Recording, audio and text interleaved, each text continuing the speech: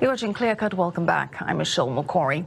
Another top story we're following tonight is the growing death toll in the Iranian regime's brutal crackdown on its own people. The human rights group Amnesty International now says the Islamist regime has killed at least 208 Iranian protesters.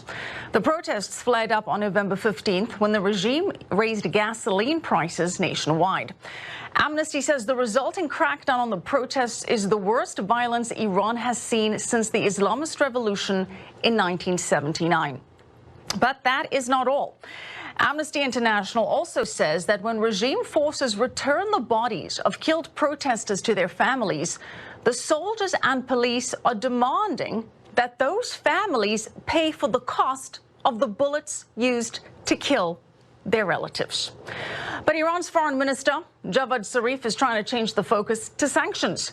Zarif had made no public statements in 3 days before the protests began in Iran. And while he's had nothing to say about the deaths of his own people by the government's hands, he did tweet this today about the U.S.-led sanctions, writing, Secretary Pompeo once again admits that U.S. economic terrorism on Iran is designed to starve and, in the case of medical supplies, kill our innocent citizens. But this brings us back to the question of the world's focus. The situation in Iran has been producing disturbing headlines for more than 3 weeks now. We have that newly updated death toll of 208 protesters killed, and it could be far worse for all we know. Iran's leaders have imposed internet blackouts and are desperately trying to contain and cover up the unrest and their response to it. Now, 10 days ago, when the death toll first hit 100, and we first heard reports of the regime's shoot to kill policy. That's right, shoot to kill against demonstrators. Well, we asked then, where is the international outrage and action in response to this?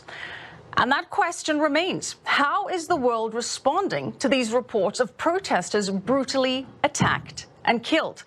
Reports that their families are told that if they want the bodies of their loved ones returned, they have to pay for the ammunition used to kill them.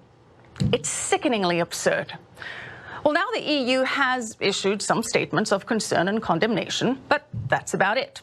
And those statements ring rather hollow when at least 6 more European countries choose this time to bolster the regime by actively trying to help Tehran bypass the US sanctions.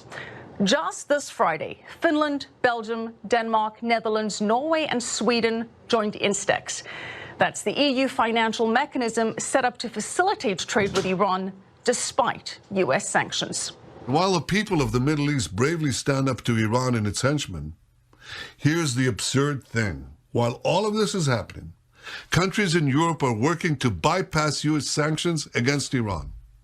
While the Iranian regime is killing its own people, European countries rush to support that very murderous regime.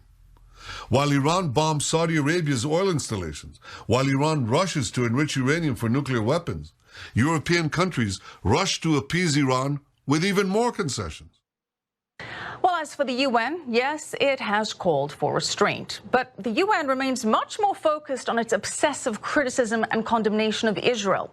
In fact, tomorrow, the UN is set to adopt no less than 5 resolutions concerning Israel. And how many on Iran? 0. Par for the course. Well, the U.S. stands alone as the one key world power using more than just words to push back on Iran. The Trump administration continues to impose new economic sanctions on Iran, those same sanctions that Foreign Minister Zarif claims are killing his people. Zarif doesn't seem too concerned with how the country's forces are literally killing his people. And speaking of those anti-protest efforts, you may recall U.S. Secretary of State Mike Pompeo called for Iranians to post video evidence of the brutal protest crackdown. And now that effort has begun to bear fruit. This is some of that new video that President Trump also encouraged Iranian protesters to share. Now, this continues to stand in sharp contrast to the way that President Obama and his administration responded to the violent crackdown on anti-government protests in Iran back in 2009. Now, back then, President Obama did make some comments condemning those crackdowns, but there were no new sanctions applied on Tehran at that time. And in fact, several published reports say that President Obama rejected suggestions by some in his administration to impose new sanctions. Well, now, 10 years later, we're learning that the ongoing crackdown on this protest movement is even more brutal than in 2009.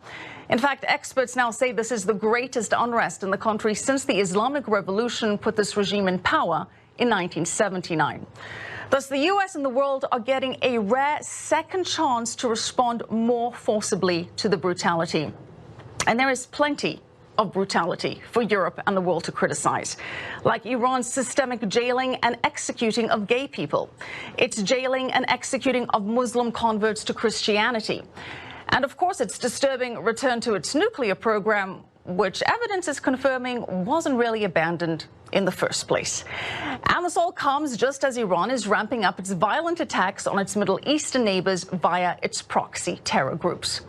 And yet, the UN is mostly silent. The EU is mostly silent and even enabling the Iranian regime by offering more economic support. So far, this second chance to support the people of Iran is being wasted by everyone except the US and Israel. Iran should be a front and center concern for the entire free world. And that's my take. All right, let's talk more about this with Iman Foroutan. Iman is the chairman of the Iran Liberation Congress. Iman, thank you for joining us tonight. Iman, what do you make of this seemingly muted international response to the protests and the violent crackdown on them? Hi, Michelle. First of all, let me thank you for the great opening that you had, basically covering and mentioning a few very important things. The second thing that I would like to do is to give you the exact numbers of dead that we have from humanrightsiran.com organization. As of a few hours ago, the total of people killed by the regime has reached over 900 people. 13,000 people, over 13,000 have been arrested, and over 7,000 people have been injured, mostly by direct bullets by the direct command of Khamenei, Ayatollah Khamenei, and his commanders. Iman, to be clear, your sources on the ground are giving a considerably higher death toll than what we're hearing from you human rights groups. You say 900 people have been killed. 900, and this is from the website humanrightsiniran.com. And I have the numbers of dead city by city, which I know we don't have time for, plus all the calls that we get from our people. I was on a call 20 minutes last night from someone who was in the middle of all these. The reason that the other international human rights organizations do not have the exact numbers is because of the government of Iran cut off internet for almost 2 weeks.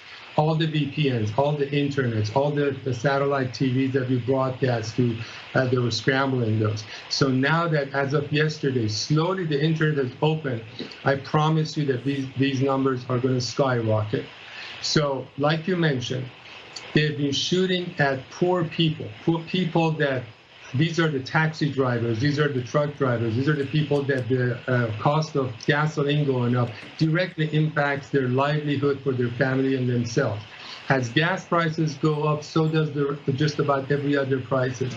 So these government people who've been ordered to kill people, they've been shooting with live bullets, with machine guns.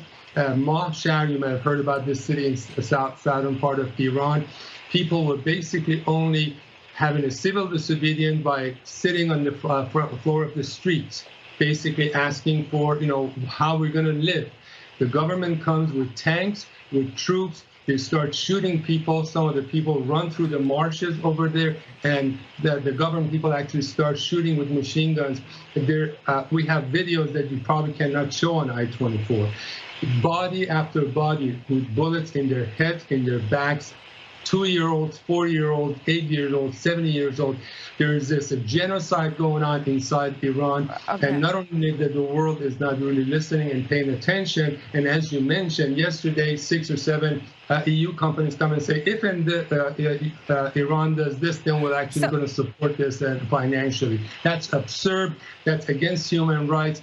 And this is the time that the people of the world need to rise. This is the country that... Iman, yes, go ahead.